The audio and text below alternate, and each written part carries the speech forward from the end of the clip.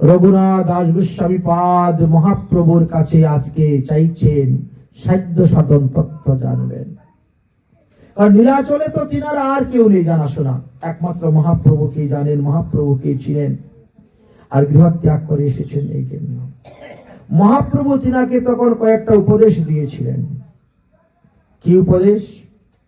গ্রাম্য কথা না শুনিবে, গ্রাম্য কথা না কহিবে, ভালো না খাইবে আর ভালো না পড়িবে, অমানিনী মানদ হইয়া কৃষ্ণ নাম সদা লবে, ব্রজের রাধা কৃষ্ণের সেবা মানসে করিবে।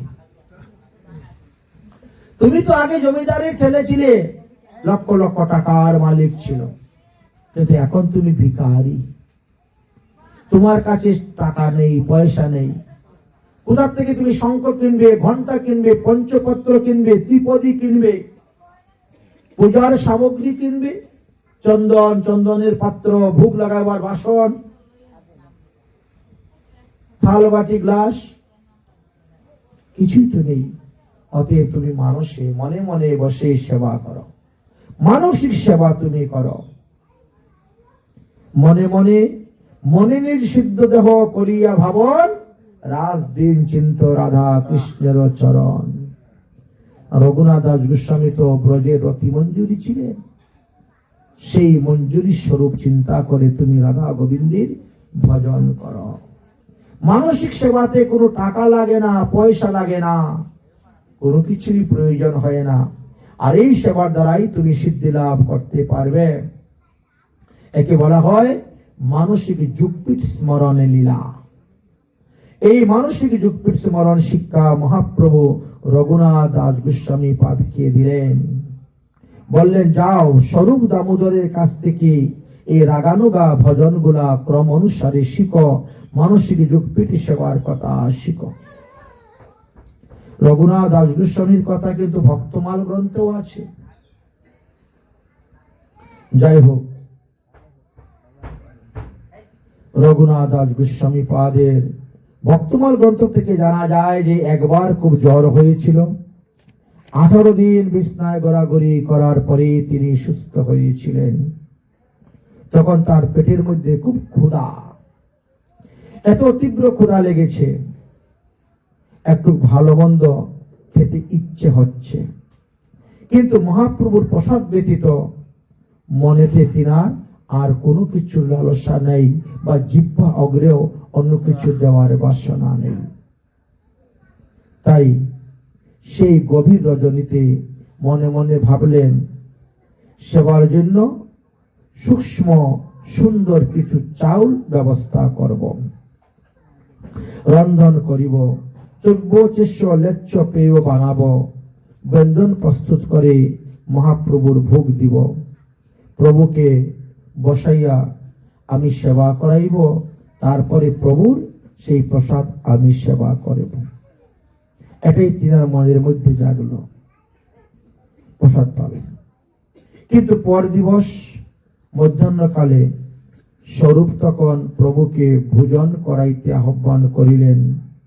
তখন মহাপ্রভু বলছেন, আজ আমি আর আহার করিব না, আমার আহারে রুচি নেই। কেন? বলে, রঘুনাথ দাস অসময়ে আমাকে গুরুতর আহার করাইয়াছে, আমি এখন আহার করিতে পারিব না। তাহলে রঘুনাথ দাস গোস্বামী কিভাবে করেছিলেন এই আহারটা? রান্না করে মহাপ্রভু সেবা দিয়েছিলেন বলে মনে মনে মনে মনে তিনি রান্না করেছেন, আর মনে মনে মহাপ্রভুর ভোগ লাগিয়েছেন। এতে মহাপ্রভুর পেট ভরে গেছে। স্বরূপ দামোদর যখন মহাপ্রভুকে প্রসাদ দিচ্ছেন, মহাপ্রভু বলছেন, আজকে আর খাওয়া হবে না রে, রঘুনাথ দাস আমাকে চব্য লেচ্ছ পেয় বানিয়ে খাওয়াইছে, আমার পেট ভরে গেছে, আমার আর খাবারের রুচি নেই। স্বরূপ দামোদর তো কথাটা শুনে অবাক হয়ে গেলেন। তিনি বুঝতেই পারলেন না তখন, এটা কেমন করে হলো? তুমি আছো এখানে আর ও আছে সেখানে, সে কখন আসলো তোমাকে খাওয়ালো, আর তুমি বা কখন গেলে তার এখানে খেতে? আমরা তো সবাই বাড়িতেই আছি, ঘরেই আছি, তোমাকে তো যেতে দেখি নাই। এই বিষয়টা জানতে পারলেন না। তখন মহাপ্রভু বললেন, তুমি যে তাকে রাগানুগা ভজন শিখিয়েছ, তুমি যে তাকে মানসিক সেবা শিখিয়েছ, সেই মানসিক সেবার দ্বারা সে আমাকে ভোজন করাইছে। আর তার ভোজনকে রেখে আমার আজকে অর্জনতা হয়ে গেছে, পেট ফুলে গেছে, পেট ফুলে গেছে, আজকে আর খাওয়া দাওয়া করা যাবে না। বড়ই আশ্চর্য। তখন বুঝতে পারলেন স্বরূপ দামোদর যে রঘুনাথ দাস গোস্বামীও কোন সাধারণ ব্যক্তি নন, যিনি মানসিক ভাবে মহাপ্রভুকে সেবা করিয়া প্রসাদ পাবেন। এদিকে রঘুনাথ দাস গোস্বামী পাদ মনে মনে চিন্তা করছেন যে সিংহদ্বারে দাঁড়িয়ে ভিক্ষা গ্রহণ করাটাও ভালো লাগছে না, এখন আর ভিক্ষা করব না, জীবন রক্ষার জন্য অন্য উপায় করতে হবে। কি উপায় করবেন?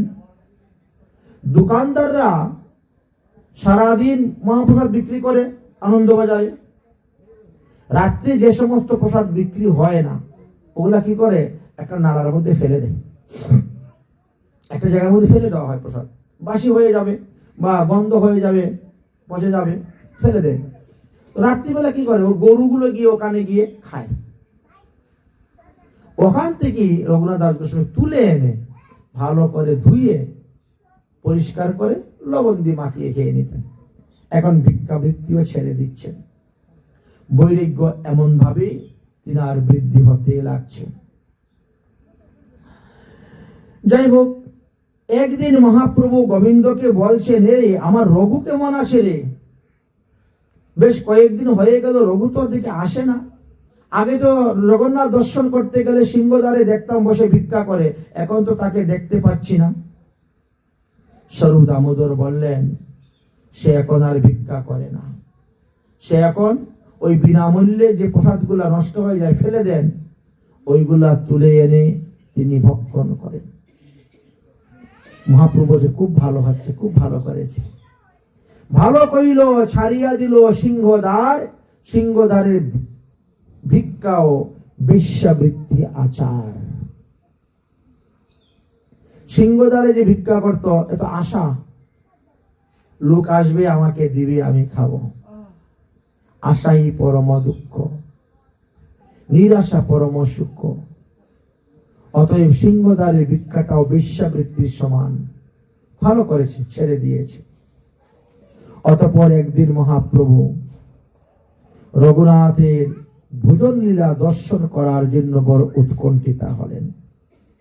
স্বরূপ, চলো আমাকে রঘুনাথের কাছে নিয়ে। রঘুনাথ দেখি সে কিভাবে ভোজন করতেছে। মহাপ্রভু উৎকণ্ঠিত হয়ে ধীরে ধীরে ধীরে ধীরে রঘুনাথের বাসস্থানে গিয়েছেন। আর রঘুনাথ তখন কি করছে, ওই স্থান থেকে অন্ন তুলে এনে জল দিয়ে ভালো করে চটকিয়ে ধুয়ে উপরে জলগুলা ফেলে দিয়েছে, আর লবণ টবণ দিয়ে এবার খাবে, প্রস্তুত হয়েছে খাওয়ার জন্য। এমন সময় মহাপ্রভু পিছন দিকে গিয়েই এক মুষ্টি থালের মধ্যে হাত দিয়ে দিয়েছে, দিয়েই তুলে নিয়ে খেতে শুরু করে দিয়েছে। একই প্রভু আপনি? বলে, হ্যাঁ, তুমি প্রতিদিন এত ভালো জিনিস খাও, আমাকে দেও না। মহাপ্রভু এইরকম বলতেন। স্বরূপ মহাপ্রভুর হাত ধরলো আর বলছে, আমাদের সক্ষমে তুমি এই সমস্ত দ্রব্য খেও না, এ বড় অন্যায় কাজ। মহাপ্রভু স্বরূপকে উত্তর দিয়ে কি বললেন, আরে রঘুনাথ যে অন্য প্রতিদিন খেতে পারে, সেটা আমি পারবো না খেতে? এ কেমন করে মানলেন? আরে এও তো ভগবানের নিবেদিত প্রসাদ, জগন্নাথের প্রসাদ। প্রসাদ যদি বাসি হয়ে যায়, প্রসাদ যদি পচে যায়, গন্ধযুক্ত হয়ে যায়, তথাপিও ধুয়ে খেলেও প্রসাদ প্রসাদই থাকে, প্রসাদের মহিমা। এইভাবে জীবকে শিক্ষা দিচ্ছে। এদিকে হিরণ্য গোবর্ধন মজুমদার জমিদার, তারা পুত্রকে চতুর্দিকে খুঁজে বেড়াচ্ছে, ছেলে গেল কোথায়। ছেলেকে সংবাদ নেওয়ার জন্য চতুর্দিকে লোক পাঠাইয়া খুঁজতেছেন। নীলাচলে যারা যাচ্ছে তাদেরকে বলছেন, দেখিও আমার ছেলে যদি নীলাচলে থাকে আমাদেরকে সংবাদ দিও। যে যেখানে ছেলেকে দেখে এসে সংবাদ দিবে তাকে বহুমূল্য উপহার দিবে। এবার যারা নীলাচলে এসেছেন তারা রঘুনাথকে মহাপ্রভুর কাছে দেখেছেন, দেখে তারা গিয়ে সংবাদ দিয়েছেন, আপনার ছেলেকে দেখে এসেছি, সে জগন্নাথ পুরীতে মহাপ্রভুর কাছে আছে, সে মহা ত্যাগী, ভিক্ষা করে খায়, লতা পাতার ঘরে থেকে ভজন করে মহাপ্রভুর আদেশ পালন করতেছে। শুনে জমিদার বড় দুঃখ পেলেন। আমার ছেলে নীলাচলে গিয়েছে মহাপ্রভু সেবা করতে, সে ভালো, কিন্তু সে ভিক্ষা করে খাবে কেন? আমার এত লক্ষ লক্ষ টাকার সম্পত্তি থাকতে আমার ছেলে ওখানে গিয়ে ভিক্ষা করে খাবে, ড্রেনের থেকে অন্ন তুলে ধুয়ে খাবে, এটা তো উচিত না। আর আমি প্রতি বৎসরে 8 লক্ষ টাকা বৈষ্ণব সেবায় ব্যয় করি। বৈষ্ণবের বাড়িতে আমি বস্তা বস্তা চাল, বস্তা বস্তা ডাল পাঠিয়ে দেই, যেখানে যত উৎসব অনুষ্ঠান হয় সব জায়গায়। আর আমার ছেলে এইভাবে চলতেছে, এটা হয়। একজন বিশ্বস্ত লোকের কাছে তিনি কিছু টাকা দিয়ে পাঠালেন, তখন তো মুদ্রার ব্যবহার হতো, কিছু মুদ্রা দিয়ে পাঠালেন, এই মুদ্রাগুলা নিয়ে যাও, আমার ছেলেকে দাও, ঘর ভাড়া করে থাকে যেন, এবং চূড়া কিনে, ডেকডেস কি হাড়ি কড়াই কিনে রান্না করে খাক, তারপরে আমি আরো টাকা দিব, আমি যে যাবে তার কাছে টাকা দিয়ে দিয়ে পাঠাবো। সে ভিক্ষা করে খাবে কেন? হরিভজন করতে করছে করুক, মহাপ্রভু সেবা করতে করুক। বাড়িতে আসতে ভালো লাগে না, আসার দরকার নেই, তুই নীলাচলেই থাক, কিন্তু ভালোভাবে থাক, ভালোভাবে চল, ভালোভাবে খা। আমার কিসের অভাব, তুই কেন ভিক্ষা করে খাবি? এই সমস্ত কথা বলে বেশ কিছু টাকা দিয়ে, মোহর দিয়ে পাঠালেন যে আমার ছেলেকে দিও। ওরা যখন রথযাত্রা উপলক্ষে এসেছেন, এসে রঘুনাথ দাসকে বললেন, এই দেখো তোমার বাবা এতগুলা মোহর দিয়ে পাঠিয়েছেন, টাকা দিয়ে পাঠিয়েছেন, এইগুলা তুমি নিয়ে সেবা করো, এইভাবে বলেছে। তিনি বলছেন, বাবার টাকা আমি নিব না, এটা বিষয়ীর টাকা, আমার বাবা তো ঘুর বিষয়ী, অতএব এই টাকা নিয়ে যদি আমি খাই তাহলে আমার ভজন হবে না। একটা কথা আছে না, বিষয়ীর অন্ন খাইলে মলিন হয় মন, মলিন মনে না হয় শ্রীকৃষ্ণ ভজন। এই টাকা আমি নিব না, ফেরত দিয়ে যাও, বাবাকে নিয়ে দিয়ে দিও।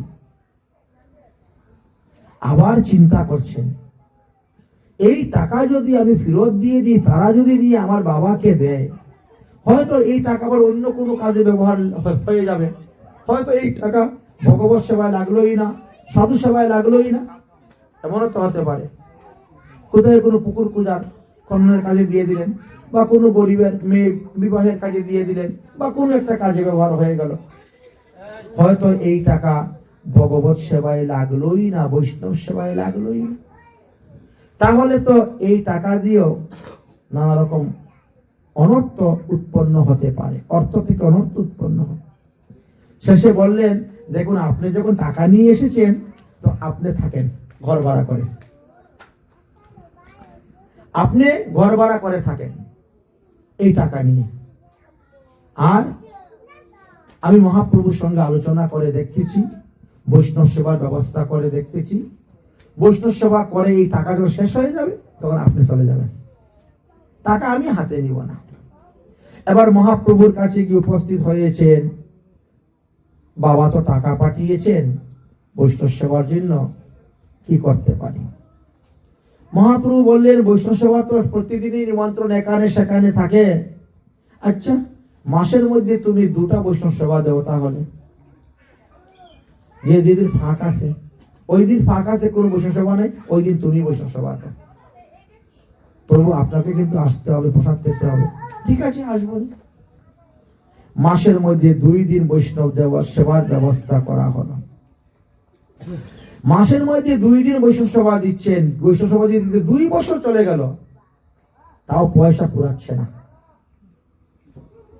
এবং সমস্ত নীলাচলী যত বৈষ্ণব আছেন, এই সমস্ত বৈষ্ণবকে তিনি ভোজন করাচ্ছেন, উড়িয়া গৌরিয়া সব বৈষ্ণবকে, তারপরও পয়সা পুরাচ্ছে না। কেন? বলে 1 টাকা দিয়ে 8 মণ চাউল কিনা যায়। তো 8 মণ চাউল রান্না করলে কত লোকে খেতে পারবে বলেন তো? 1 মণ চাউল তো 200 জন খাবে কি? 1 মণ চাউল 200 জন খেতে পারবে? খেতে পারে না। কত 250-300 লোকে খায়। এখন চিন্তা করেন তো। তো 1 মণ চাউল 1 টাকার চাউল আর 1 টাকার সবজি তরকারি হলে তো বিশাল বৈষ্ণব সেবা হয়ে গেছে। 2-3 হাজার লোকে খেয়েও শেষ করতে পারবে না, এমন অবস্থা। তো মাসের মধ্যে 2 দিন মহাপ্রভুর নিমন্ত্রণ, রঘুনাথ দাস গোস্বামীর এখানে প্রসাদ পাওয়ার সঙ্গে মহাপ্রভুর যত অনুচর ভক্তগণ আছে তারা সবাই প্রসাদ পাবে। চলতে চলতে চলতে চলতে 2 বৎসর, তাও পয়সা শেষ হচ্ছে না, বলেছেন। এখন মহাপ্রভু এখন আর নিমন্ত্রণ খেতে যান না, নিমন্ত্রণ খেতে যান না। রঘুনাথ দাস গোস্বামী পাদ তখন স্বরূপ দামোদরকে বলছে, কি ব্যাপার, আজকের সেবাতে মহাপ্রভু আসলেন না কেন? বলে, মনে হয় অসুস্থ বা কোনো কারণে মনে হয় আসেন। 2 বছর তো গ্রহণ করছেন, তারপরের মাসেও মহাপ্রভু আসেন নাই, তারপরের মাসেও মহাপ্রভু আসেন নাই। তখন রঘুনাথ দাস গোস্বামীর মনের মধ্যে একটি খটকা লেগে গেল, কি ব্যাপার, আমি প্রতি মাসে মাসে দিচ্ছি বৈষ্ণব সেবা, অথচ মহাপ্রভু আসছেন না আমার এখানে, কারণটা কি? 1 মাসের বৈষ্ণব সেবাতে রঘুনাথের 5 টাকা খরচা হতো, মানে একবারে বৈষ্ণব সেবাতে 2.5 টাকা খরচা। 2টা বৈষ্ণব সেবা মাসে মাত্র 10 টাকা খরচা হতো মাসে, বা 5 টাকা খরচা হতো দেখা যাচ্ছে। তখন স্বরূপ দামোদর রায় বললেন যে, দেখো তোমার বাবা তো ঘোর বিষয়ী, আর বিষয়ীর অন্ন খাইলে মলিন হয় বলে মহাপ্রভুর ভজন হয় না ঠিক মতো, এই জন্য তিনি ওই নিমন্ত্রণ স্বীকার করতে আসেন। তোমার অনুরোধে, তোমার মুখের দিকে দেখে মহাপ্রভু 2 বছর তোমার নিমন্ত্রণ স্বীকার করেছে, কিন্তু এখন আর আসছেন না, এখন আর আসছেন না। ও তো মহাপ্রভুই যদি সেবা গ্রহণ করতে আসেন না, তাহলে আমার আর দরকার নাই এমন বৈষ্ণব সেবা। ভাই, যা টাকা আছে ওইগুলো নিয়ে ফিরত চলে যায়। এখন চিন্তা করে দেখুন, আমরা যে হরিভজন করি, আমরা যে যেখানে সেখানে প্রসাদের কথা শুনলেই দৌড়ে চলে যাই খেতে, সেই অর্থ তিনি কিভাবে এনে সেবা দিচ্ছেন এটা জেনে তার কাছে সেবা গ্রহণ করতে হয়। এক বিশ্বারমণি বৃন্দাবনে গিয়ে বৈষ্ণব সেবা দিয়েছিল, না জেনে সবাই বৈষ্ণব সেবার নিমন্ত্রণ খেয়ে গিয়ে তাদের ব্রহ্মচর্য নষ্ট হয়ে গিয়েছিল সব সাধুদের। এই জন্য কি বৈষ্ণব সেবা দিচ্ছে, সে কি কাজ করে, সে কি ডাক্তারি করে না মাস্টারি করে, সে কোথার থেকে অর্থ আনতেছে, কোন সৎপথে পয়সা উপার্জন করছে না অসৎ পথে পয়সা উপার্জন করছে, তার দ্রব্য খেলে পরে তোমাকে সেই রকম ক্রিয়া করবে।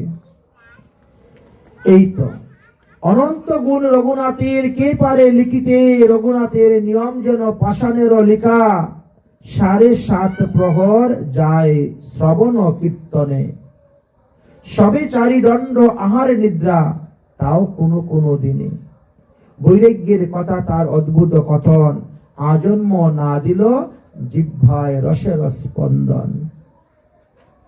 মহাপ্রভু তার ভজনে সন্তুষ্ট হয়ে নিজেই মহাপ্রভুর সেবিত বিগ্রহ গিরিরাজ গোবর্ধন শিলা আর গুঞ্জামালা রঘুনাথ দাস গোস্বামীকে দান করেছিলেন। এই কথাও আলোচনা করা আছে। এখন প্রশ্ন হলো, মহাপ্রভু কোথায় পেলেন? মহাপ্রভু যখন বৃন্দাবনে এসেছিলেন, তিনি তো সহস্তে গিরিরাজ গোবর্ধন শিলা উঠাইয়ে নিয়ে আসেন নাই, এই কথা কোথায় লেখা নেই। কারণ বৃন্দাবনের ঠাকুর বৃন্দাবনই থাকবে, সাক্ষাৎ গিরিরাজ গোবর্ধন উঠাইয়া আনেন নাই। তবে জানা যায় অভিধান হইতে যে কোনো এক সময়ে শঙ্করানন্দ সরস্বতী নামে এক ব্যক্তি,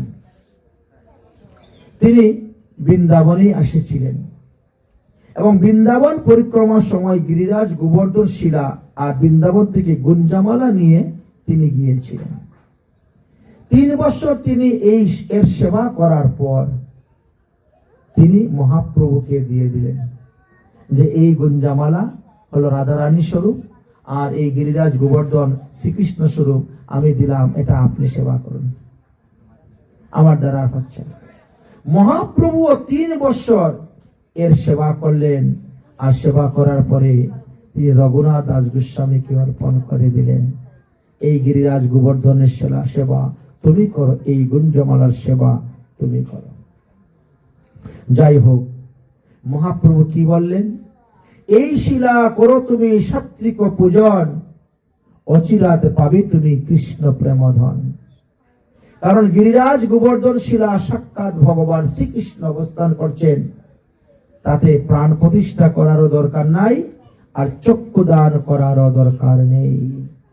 বাজার থেকে যে সমস্ত বিগ্রহ কিনা আনা হয় তার চক্ষুদান বা প্রাণ প্রতিষ্ঠা আদি করতে হয়, কিন্তু গিরিরাজ গোবর্ধনের করতে হয় না।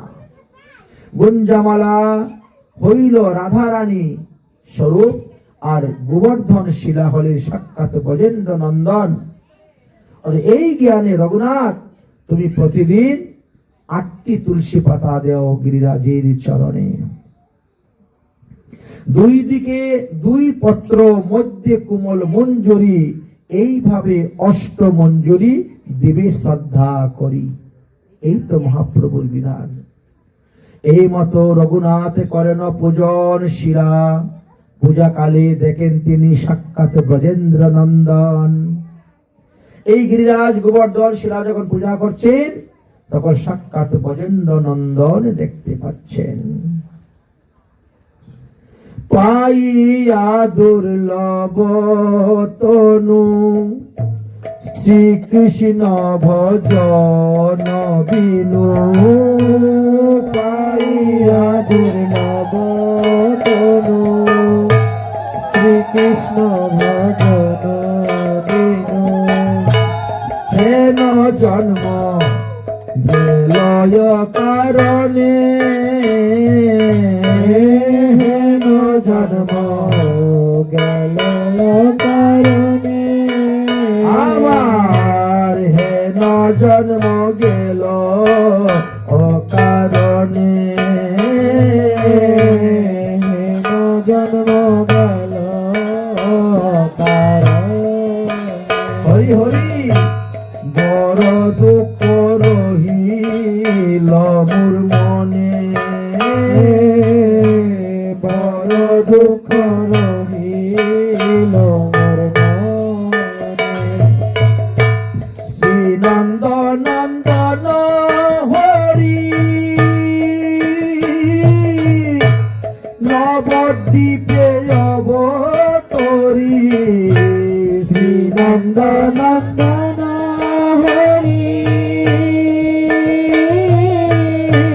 নবদ্বীপে অবতারি, জগত ভরিয়া প্রেম দিল, জগত ভরিয়া প্রেম দিল,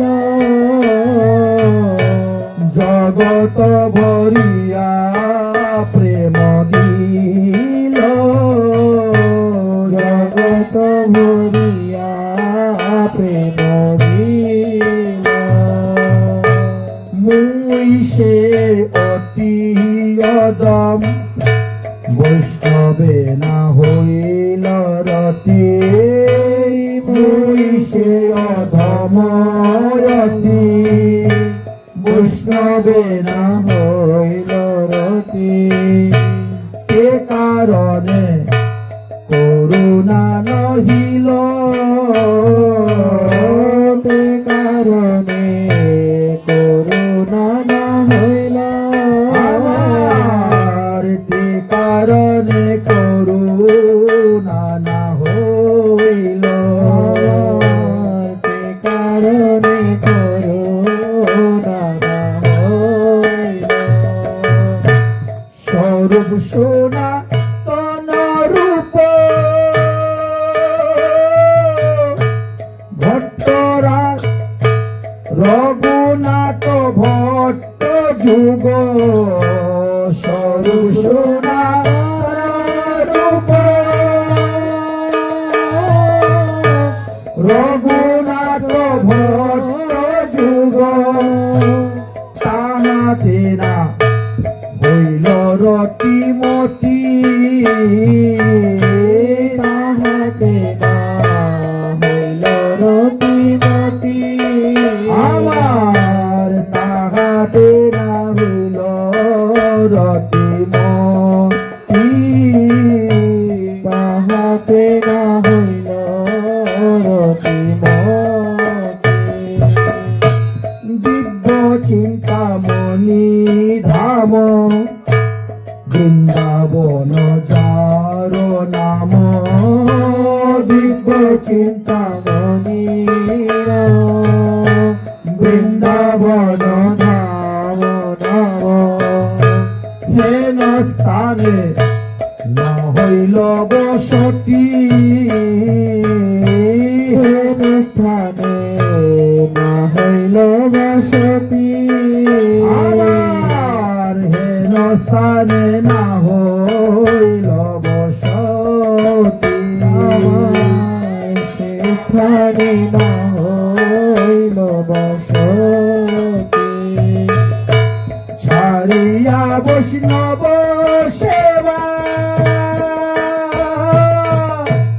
নিস্তার পাইয়াছে কেবার, ছাড়িয়া বৈষ্ণব সেবা বিস্তার পাইয়াছে কেবা। অনুকন খেদ উঠে মনে, অনুক্ষণ খেদ ওঠে মনে। আমার অনুকন খেদ উঠে মনে, অনুক্ষণ খেদ ওঠে মনে। নরোত্তম দাসে কহে জীবের উচিত নহে, নরোত্তম দাস কহে জীবের উচিত নহে। শ্রী গুরু বৈষ্ণব সেবা বিনে, শ্রী গুরু বৈষ্ণব সেবা বিনে। আর শ্রী গুরু বৈষ্ণব সেবা বিনে, শ্রী গুরু বৈষ্ণব সেবা বিনে। জানা যায় যে রঘুনাথ দাস গোস্বামী পাদ 16 বৎসর নীলাচলে বাস করার পর তিনি বৃন্দাবনে এসেছিলেন মহাপ্রভুর আদেশ। তাই মহাপ্রভু রঘুনাথ দাসকে দিয়ে আমাদের মতো জীবকে শিক্ষা দিলেন যে ব্রাহ্মণ ব্যতীত অন্য বর্ণের লোকের মধ্যেও যদি কৃষ্ণ ভক্তি উৎপন্ন হয় তবে তাহাকে গোসাই বলা যায়, তবে তাকে আচার্য বলা যায়। কারণ রঘুনাথ দাস গোস্বামী পাদ তো কায়স্থ বংশে জন্মগ্রহণ করেছিলেন, তিনিও তো শূদ্র, কিন্তু ভক্তি রাজ্যেতে তিনি এত উচ্চস্তরে পৌঁছেছিলেন যার কারণে মহাপ্রভু তাকে গোস্বামী উপাধি দিয়েছিলেন, আচার্য পদে বসিয়েছিলেন মহাপ্রভু। এটা মহাপ্রভুর দেওয়া উপাধি রঘুনাথ দাস গোস্বামী। বললেন গোস্বামী, গু শব্দের অর্থ এখানে ইন্দ্রিয়। আমাদের দেহের মধ্যে 5টা জ্ঞান ইন্দ্রিয়, 5টা কর্মেন্দ্রিয় আর একটা হলো মন। এই একাদশ ইন্দ্রিয়কে যিনি জয় করতে পেরেছেন তিনিই তো গোস্বামী। গোসাইয়ের ছেলে হলেই গোসাই হওয়া যায় না। গোসাইয়ের ছেলে হয়ে যদি পাটাকষি কাটে তাহলে সে খসাই হয়ে গেল, সে খসাই, সে গোসাই রইল কোথায়? তাই মহাপ্রভু এই শিক্ষা আমাদের জগৎবাসীকে, জীবকে দিলেন যে গোস্বামী উপাধিটা, পদবিটা ভক্তি মার্গে গিয়ে তিনি লাভ করতে পারবেন, যিনি ভক্তি মার্গে যাবেন। যাই হোক, এবার মহাপ্রভুর 10 বৎসরের রথযাত্রায় উপস্থিত হয়ে যাচ্ছি আমরা। এক এক বৎসরে এক একজন নতুন নতুন ভাগবতের মহা আগমন হচ্ছে জগন্নাথ পুরীতে মহাপ্রভুর সঙ্গে সাক্ষাৎ করার জন্য। এইবার কি আসলেন দেখা যাক। বল্লভাচার্য নীলাচলে প্রবেশ করলেন।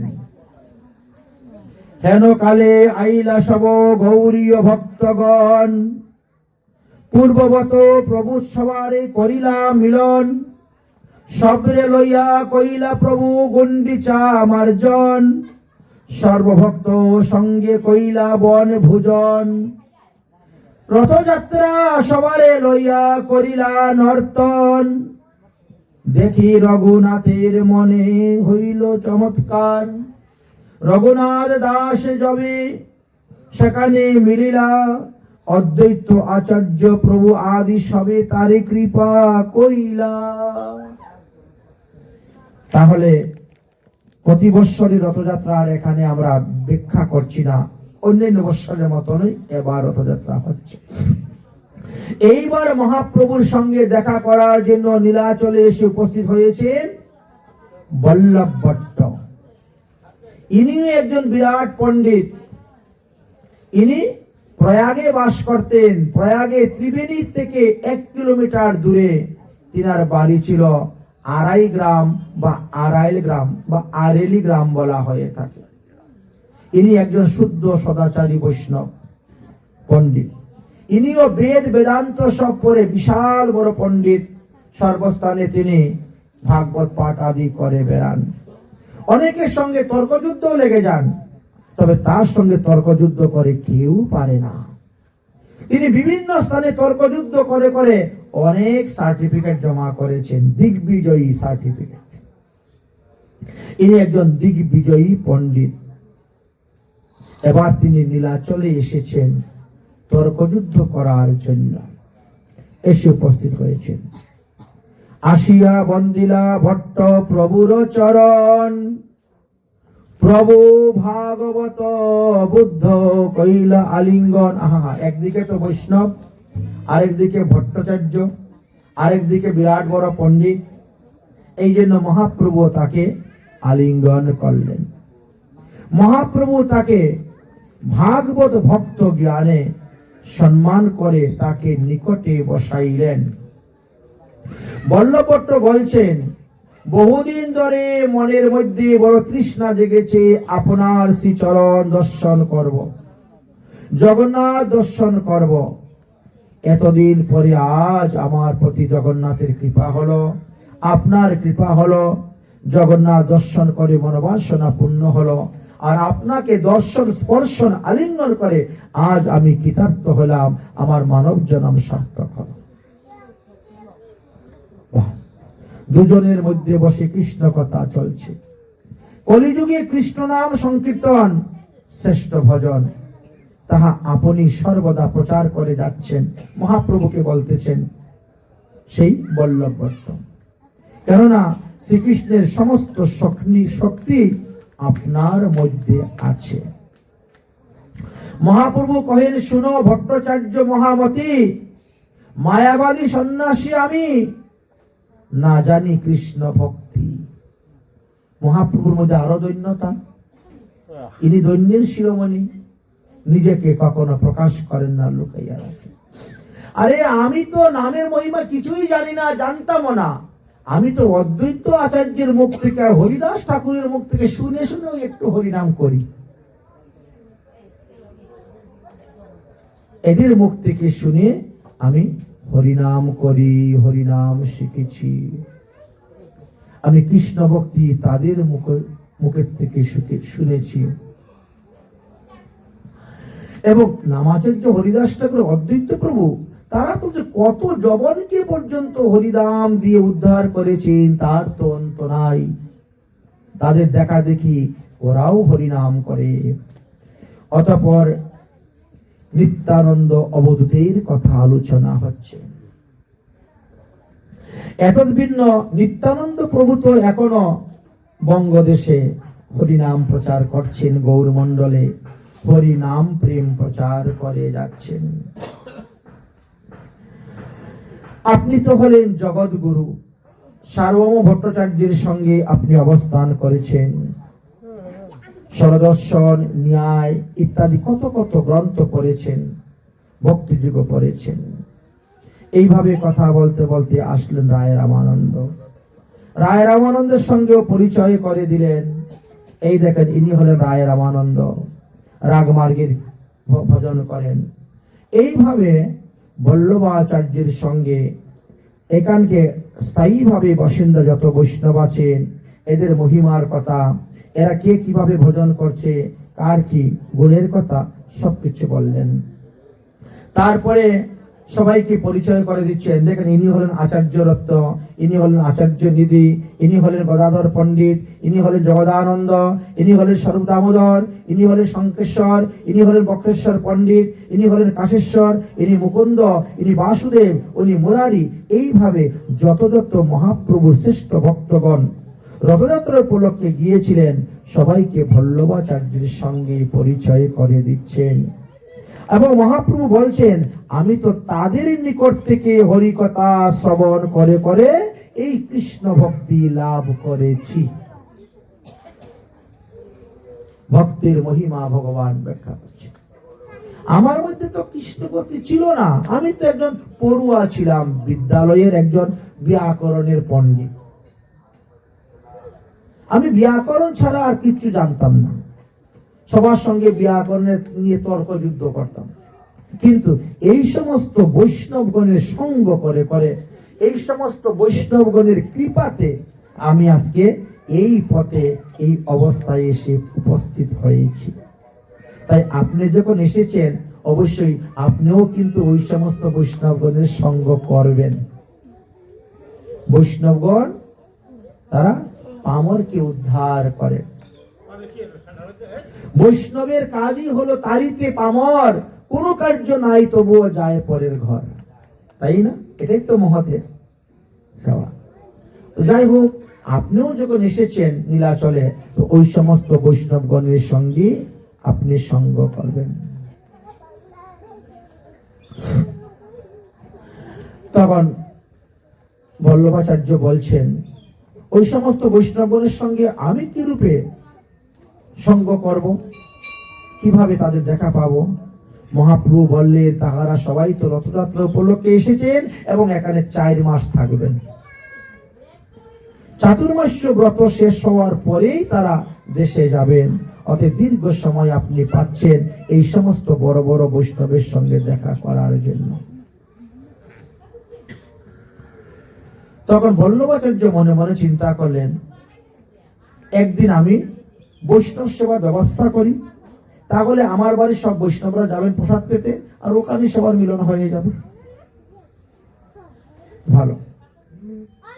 এবং তিনার মনে একটা অহংকার ছিল, গর্ব ছিল, যে আমিও তো অনেক গ্রন্থ রচনা করেছি, তো আমার স্বরচিত গ্রন্থ এদেরকে পাঠ করে শোনাবে। স্বরচিত গ্রন্থগুলা আমি এদেরকে পাঠ করে শোনাবো। যাই হোক, গৌরীয় বৈষ্ণবগণ নির্দিষ্ট দিনে নির্দিষ্ট সময়ে এসে উপস্থিত হলেন। বৈষ্ণবের তেজ দেখি ভট্টাচার্যের চমৎকার, তা সবার আগে ভট্টাচার্য যেমন ক্ষুদ্র আকার। মহাপ্রভুর সেই সমস্ত বৈষ্ণবদেরকে দেখে তিনি দেখলেন যে এদের তুলনায় উনি কোনো কিছুই নয়। সাধন নেই, ভজন নেই সেই রকম।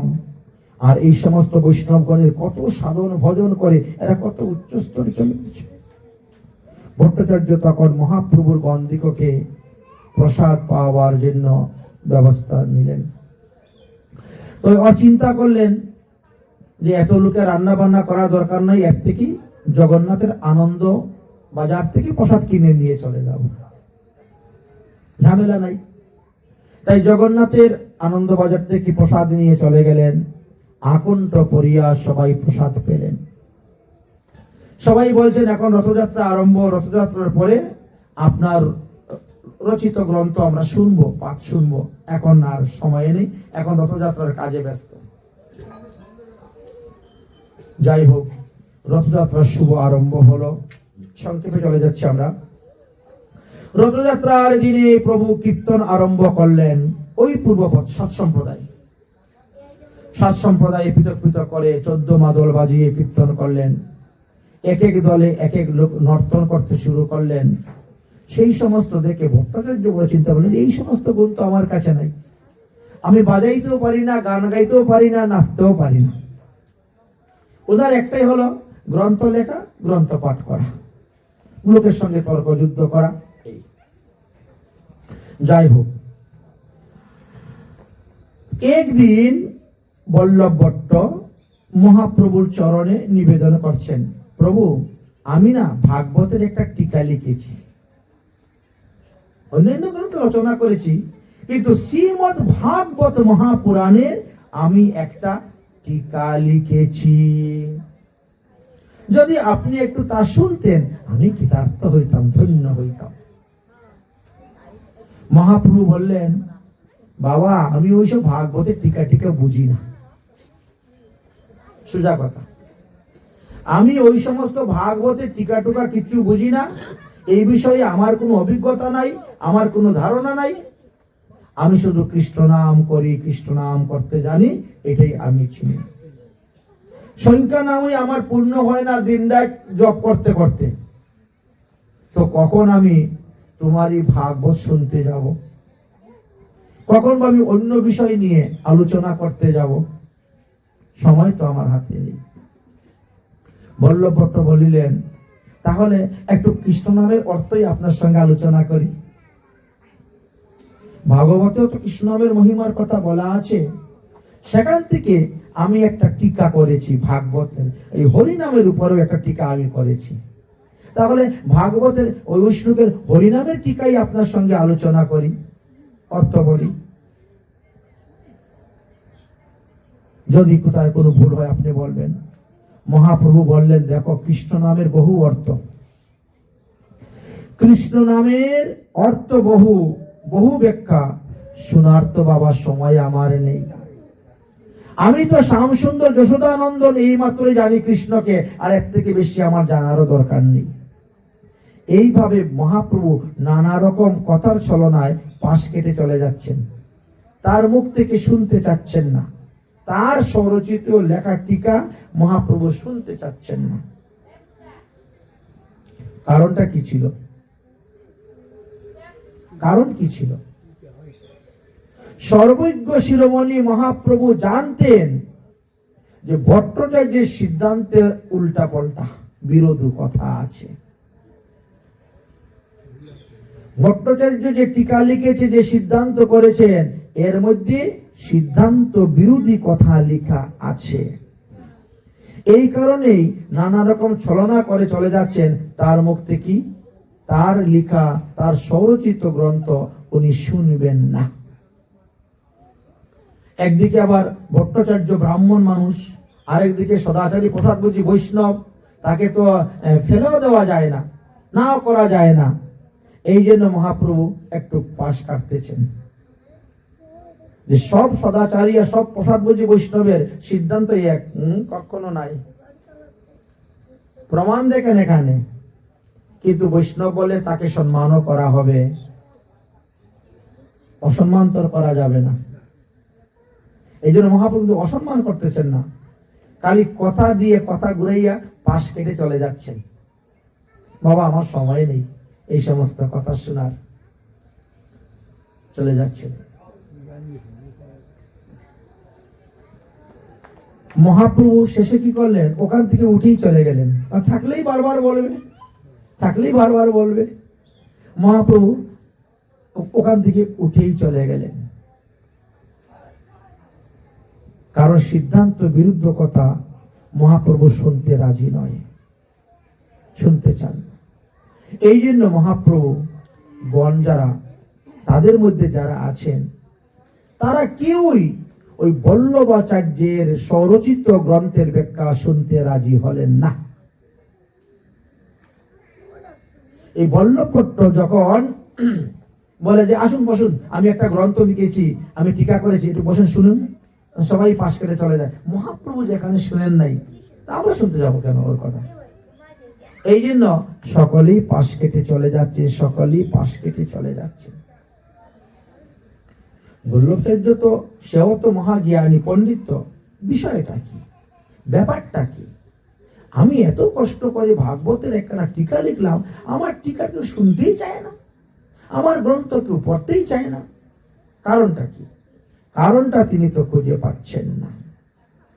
একদিন সেই গ্রন্থ নিয়ে তিনি গিয়ে ওই টুটা গোপীনাথে উপস্থিত হয়েছেন গদাধর পণ্ডিতের কাছে। গদাধর পণ্ডিতের কাছে গিয়ে উপস্থিত হয়েছেন গ্রন্থ নিয়ে। গদাধরকে তিনি এখন তুষামোদি করতে শুরু করেছেন, আজকে বিকালে তোমার মন্দিরে আমি একটু ভাগবত পাঠ করব।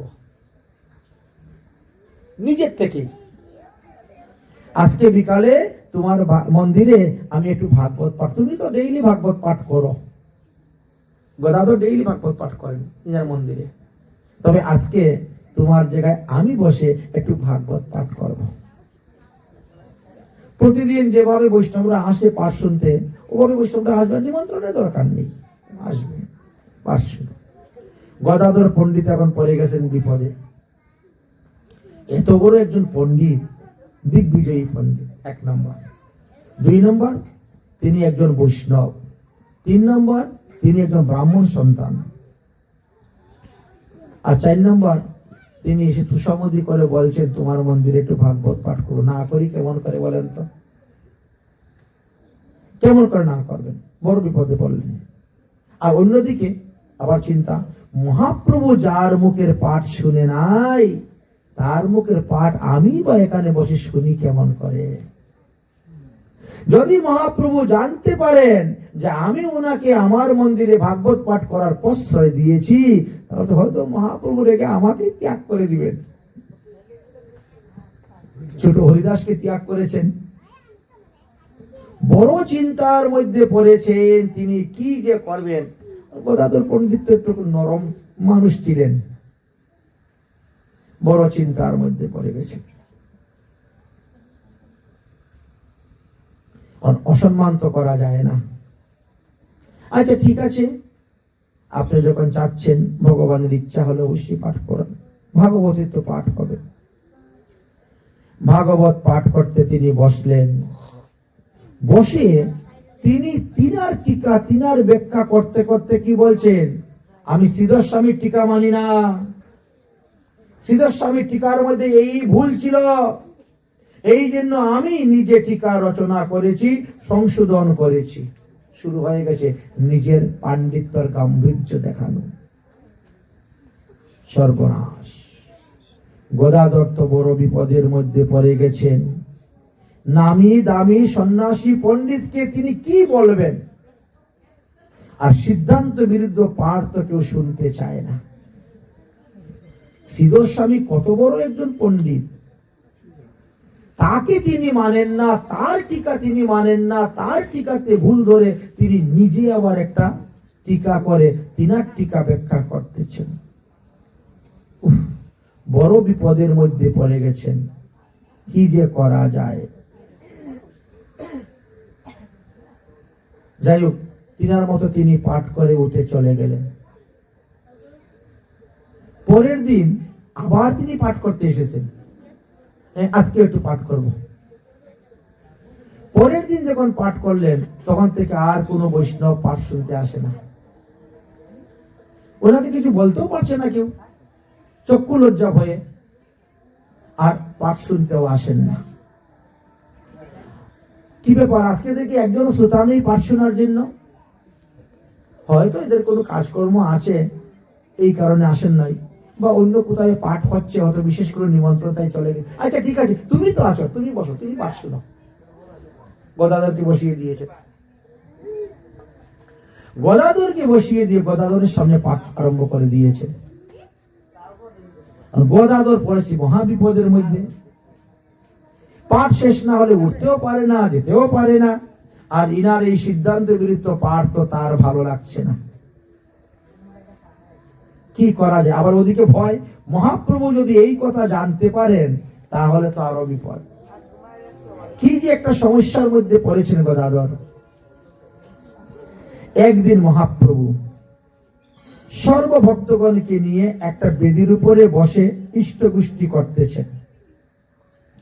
এমন সময়ে এই বল্লভাচার্য এসে মহাপ্রভুর কাছে উপস্থিত হয়েছে এবং মহাপ্রভুকে দণ্ডবতে প্রণাম করে মহাপ্রভুর নিকটে তিনি বিভিন্ন বিষয় নিয়ে সিদ্ধান্ত স্থাপন করতে চাইলেন। তৎক্ষণাৎ আচার্য প্রভু অর্থাৎ অদ্বৈত আচার্য প্রভু তখন সেখানে ছিলেন। অদ্বৈত আচার্য প্রভু তখন তার সঙ্গে তর্কযুদ্ধ করতে বসে গেলেন এবং তর্কযুদ্ধ করতে করতে করতে করতে অদ্বৈত আচার্যের প্রভুর নিকটে বল্লভাচার্য পরাজয় হয়ে গেল, হেরে গেল।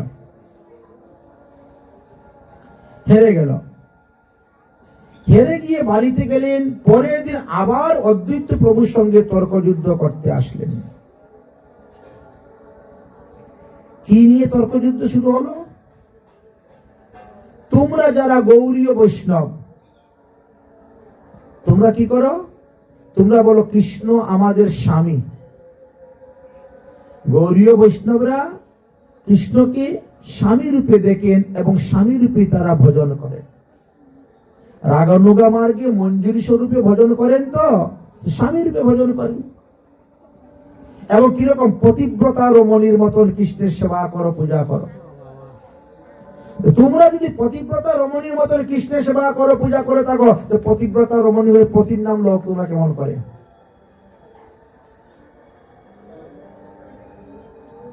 ওনার সিদ্ধান্ত হলো যে কোন গৌরীয় বৈষ্ণব উচ্চস্বরে হরিনাম কীর্তন করতে পারবে না। কৃষ্ণ স্বামীর নাম কেমন করে তোমরা উচ্চারণ করো? তোমরা যদি পতিব্রতা রমণী হয়ে থাকো তাহলে তোমরা ভুল করতেছ। যিনি পতিব্রতা রমণী সে কখনো পতির নাম জিহ্বায় উচ্চারণ করে না।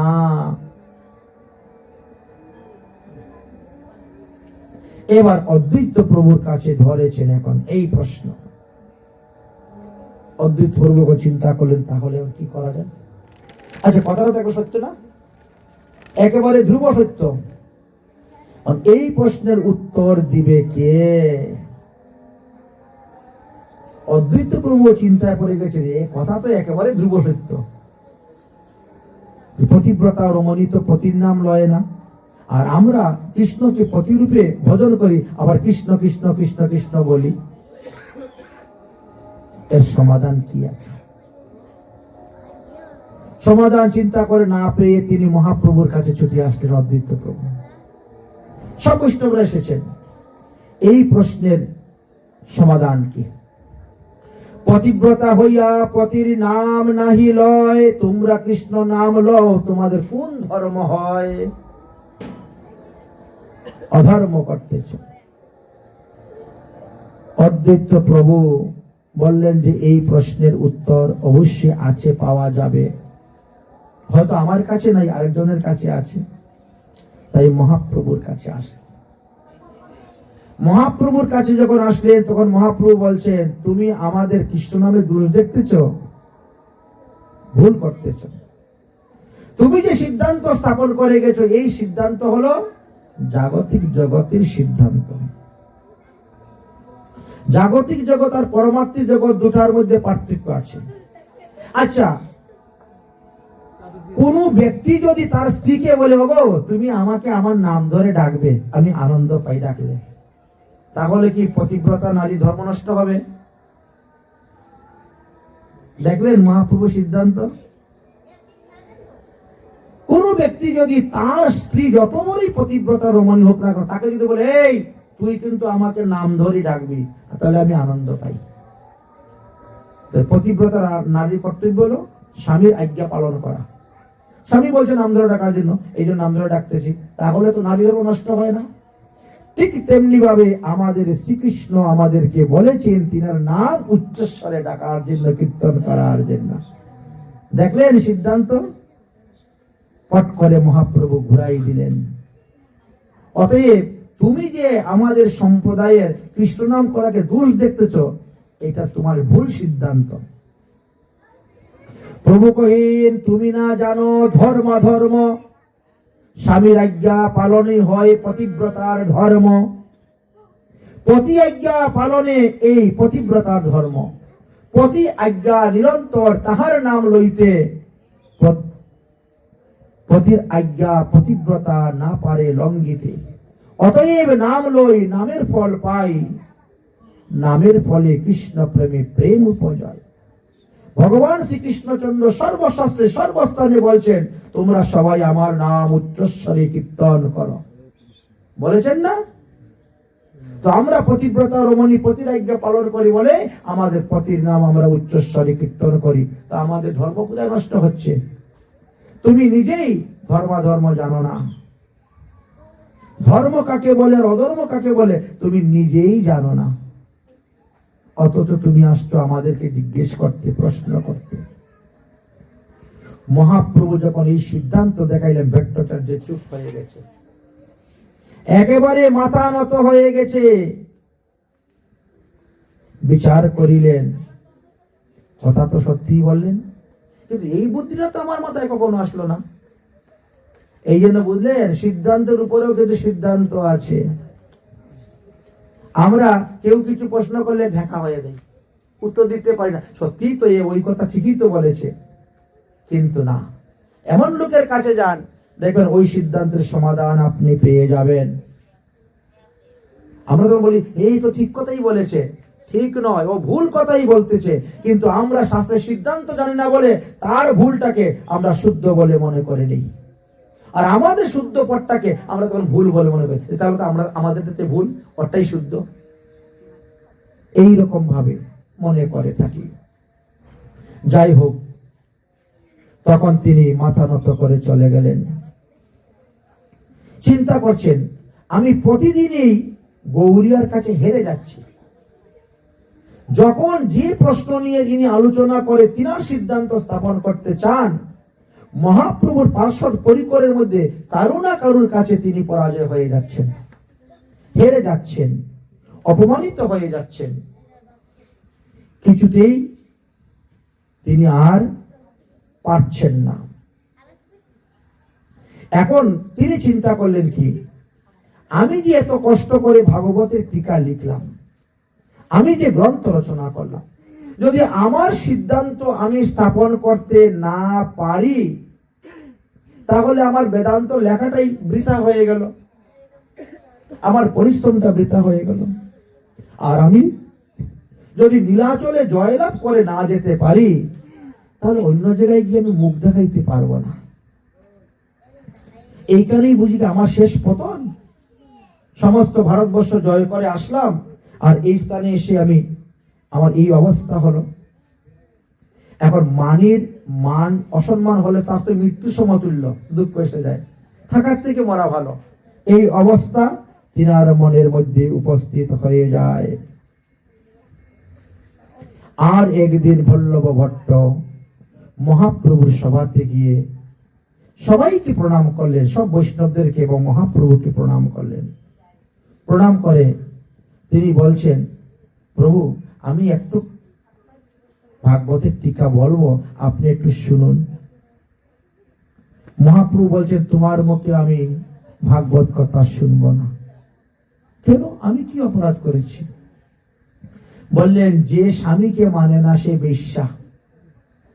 এই কথা সবাই বলে তো, হ্যাঁ এই কথা সবাই বলে। বলে তাহলে তুমি শ্রীধর স্বামীকে মানো না বলছো? শ্রীধর স্বামী যে ভাগবতের টিকা করেছেন, সেই শ্রীধর স্বামীকে যদি তুমি না মানো, তা তুমিও বেশ্যা। অতএব বেশ্যার মুখে আমি ভাগবত কথা শুনবো না। এমন একটি কথা বললেন। তোমার এত বড় সাহস যে সিদ্ধ স্বামী সাক্ষাৎ নৃসিংহ ভগবানের কৃপা লাভ করেছেন, নৃসিংহ ভগবানের কৃপায় তিনি চক্ষু বন্ধ করে সবকিছু দেখতে পান, আর তিনি গ্রন্থ রচনা করছেন, লিখছেন টিকা।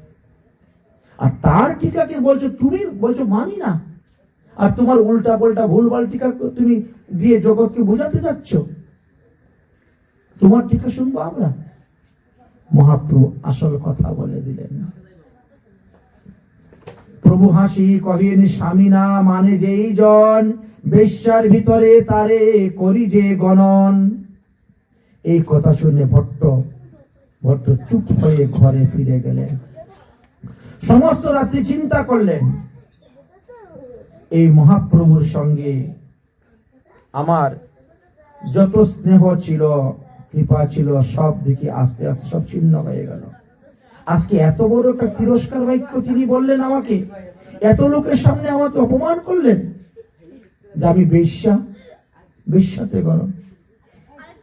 চিন্তা করতে করতে তার যত গর্ব, তার যত অহংকার, সব পতন হয়ে গেল। তার পতনের কারণ হলো সে সিদ্ধ স্বামীকে না মানা, সে নিজের ইচ্ছায় নিজের ভাগবতের টিকা লেখা। এইটি হলো তার পতনের কারণ। তখন দেহের মধ্যে নির্ভেদ উপস্থিত হলো। ক্রমে ক্রমে তিনি সকলের অপ্রিয় হয়ে উঠলেন এবং সকলেই শেষে তাকে দেখলে পরেই দূরে সরে যান। তার সঙ্গে কেউ কথা বলে না, সে নিমন্ত্রণ করলে তার হাতে কেউ খাবার খেতে যায় না, গ্রহণ করেন না। সভাপতি প্রভুর সভায় তার কোনো নিমন্ত্রণ নাই, তার কোনো সম্মান নাই, তার কোনো গ্রাহ্যতা নেই। একমাত্র গদাধর পণ্ডিত তিনাকে একটু আশ্রয় দেয়, বা তিনি গেলে পরে বসতে দেয়, জল টল খেতে দেয় ইত্যাদি। এই কারণে মহাপ্রভু গদাধরকেও ত্যাগ করে দিবেন, এই রকম একটা পরিস্থিতি এসে উপস্থিত হয়ে গেছে।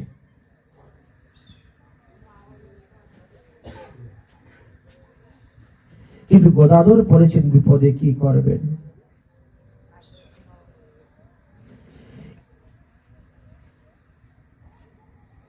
বল্লভ ভট্ট চিন্তা করছেন যে তাহলে আমি এদের মন জোগানোর জন্য অন্য কোনো উপায় করব। একমাত্র গদাধরই তিনাকে একটু আদর করে, যত্ন করে, ভালোবাসে, গদাধরে রেখেছেন, আর সবাই তো বিমুখ হয়ে গেছেন। এই জন্য তিনি চিন্তা করলেন যে আমি যদি গদাধর পণ্ডিতের কাছ থেকে দীক্ষা নিয়ে নেই, আর দীক্ষা নিয়ে যদি আমি, তাহলে তো মহাপ্রভু আমাকে ফেলতে পারবে না, আর আমি আমার ভুল স্বীকার করেই নিলাম। আমার টিকা না হলে আমি এখানে ব্যাখ্যা নাই বা করলাম। নীলাচলে তাদের মন জয় করার জন্য আমারটা বন্ধ করে দিলাম, আর সিদ্ধ স্বামীর টিকাটাই আমি করলাম। এই জন্য তিনি কি করলেন, গদাধর পণ্ডিতের কাছে একদিন দীক্ষা চাইলেন। গদাধর পণ্ডিত তখন মহাপ্রভুকে জানাইলেন। মহাপ্রভু প্রথমে রাজি ছিলেন না, না করলেন।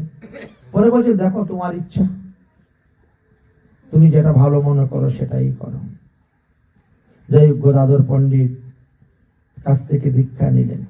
উদ্দেশ্য ছিল কি, গৌড়ীয় বৈষ্ণব সম্প্রদায়ের কোন একটা আচার্য পদ আমি পাবো, যেহেতু আমি এত বড় একজন পণ্ডিত। কিন্তু মহাপ্রভু এই বল্লভ ভট্টকে কোন স্থানে আচার্য পদ দিলেন না, তিনাকে কোন আচার্য পদেও কোথাও বসালেন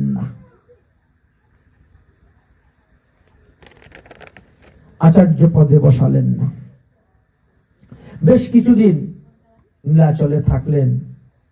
থাকার পরেও যখন দেখলেন মহাপ্রভুর দ্বারা কোন আচার্য পদে থাকার মতন তিনি কোনো আস্থান পেলেন না, তখন তিনি নীলাচল ত্যাগ করে চলে আসলেন। চলে এসে তিনি কি করলেন, প্রয়াগে তিনি আবার বিষ্ণু স্বামী সম্প্রদায়ের কাছ থেকে দীক্ষা নিলেন। ওরা ওনাকে লোক দেখিয়েছে, আমরা তোমাকে আচার্য পদে বসাবো। গদাধর পণ্ডিতের কাছে দীক্ষা নেওয়ার পরেও তিনি আমাদের গৌড়ীয় বৈষ্ণবের লাইন ত্যাগ করে দিয়ে তিনি শ্রী সম্প্রদায়ের কাছ থেকে দীক্ষা নিলেন। দীক্ষা নিয়ে ওদের কাছ থেকে আচার্য পদে বসলেন। কিছুদিন বসার পরে তিনি নিজে একটা সম্প্রদায় খুলে দিলেন, যার নাম বল্লভাচার্য সম্প্রদায়। বুঝলেন? এই হলো বল্লভাচার্য সম্প্রদায়ের উৎপত্তি। তবে গদাধর পণ্ডিতের তিলকটা কিন্তু এখনো করেন। গদাধর পণ্ডিতের যে নপুর তিলক, সেই নপুর তিলক করেন, কিন্তু তিলকের মধ্যে একটা লাল রেখা তিনি টানেন। ওই যে শ্রী সম্প্রদায়কে দীক্ষা নিয়েছেন সেটাও টানেন, দুটাই। এই বল্লভাচার্য সম্প্রদায়ের পূজারী দুজন, গিরিরাজ গোবর্ধন তটে মাধবেন্দ্র পুরীর প্রাপ্ত যে বিগ্রহ, ওই বিগ্রহের সেবা করেছিলেন। আর সেগ্রহ সেবা করতে করতে ওই বিগ্রহকে ওখান থেকে চুরি করে নিয়ে চলে যান নাথুদ্দার। আর তারা বলে বিগ্রহ চুরি হয়ে গেছে, নিজেরাই চুরি করে নিয়ে চলে যায়। পরে এ নিয়ে অনেক মামলা মোকদ্দমা হয়। সিআইডি বেরোলো, চিরুনি তল্লাশি করতে করতে 2 বছর পরে গিয়ে পেল নাথুদ্দারে গিয়ে ওই বিগ্রহ। তারপরে অনেক মামলা মোকদ্দমা হয়েছিল। তারপরে জজ রায় দিল যে ভগবান তাদের হাতে সেবা নিয়ে খাওয়ার জন্য মনে হয় এসেছেন, তাদের কাছে সেবা। এই জন্য গৌরীয়ের কাছে সেই মাধবেন্দ্র পুরী সেবিত বিগ্রহ আর ফিরে আসলেন না। এই জন্য ওই বিগ্রহ দেখার জন্য জয়পুরের নাথুদ্দার যেতে হয় আমাদেরকে। তবে প্রতি বৎসরে একবার ওই বিগ্রহ আসেন অন্নকূটের সময়। অন্নকূটের সময় গিরিরাজ গোবর্ধন পর্বতে আসেন। অন্নকূটের উপলক্ষে 4-5 দিন এই বিগ্রহ থাকেন, তারপরে আবার নাথুদ্দারে চলে যান। তাই মাধবেন্দ্র পুরীর দ্বারা প্রকটিত ওই বিগ্রহ দেখতে গেলে একমাত্র অন্নকূটের সময়ই দেখা যায়, আর এত ভিন্ন অন্য সময়ে নাথুদ্দারে গিয়ে দেখতে হয়। এইভাবে এই অবস্থা হয়েছিল। যাই হোক, অতি সংক্ষেপে বল্লভাচার্য সম্প্রদায়ের উৎপত্তির কথা এবং তিনার মনে যে কি মানসিকতা ছিল সেই কথা এখানে আলোচনা করেছেন। চৈতন্য চরিতামৃত গ্রন্থ, চৈতন্য ভাগবত গ্রন্থ, এই 2 গ্রন্থতে এই বিষয়ে আলোচনা আছে। যাই হোক, তার পরবর্তী বিষয়গুলি আমরা আস্বাদন করি।